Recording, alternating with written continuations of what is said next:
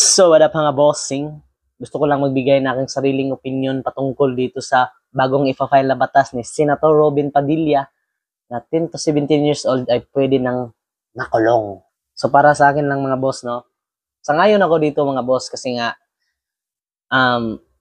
marami ng kabataan nang napapariwara sa buhay, hindi na nakinig sa kanilang magulang, yung gusto na lang nilang nasunod nila. So, yun, nakakagawa sila ng krimen, kagaya ng pagnakaw, pagpatay, o kaya pagbibinta ng droga, o kaya paggamit ng droga. Kasi nga, kung makukulong sila, pwede silang magbago paglabas nila, di ba? Na yung ginawa nila ay mali talaga.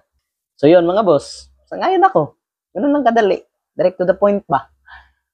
Pero di ko lang alam kung ma-aprobahan ito kasi nga meron tayong batas na naglalaban din sa karapatan ng mga kabataan. So, may ibang kabataan na nga ngayon pag dinisiplina mo ay lalaban na. Sige, pakukulong kita, Sinaktan mo ako, oh. Meron ng ganun eh. Kaya yung ibang kabataan matapang na rin lumalaban sa kanilang magulang. Kaya kung may papasa man ito or maaprubahan man ito, ay mas maganda. Sang-ayon talaga ako dito mga boss. So para sa inyo mga boss, sang-ayon din ba kayo or hindi? Maaprubahan ba ito o hindi? Comment lang kayo mga boss. Ay kabuwag!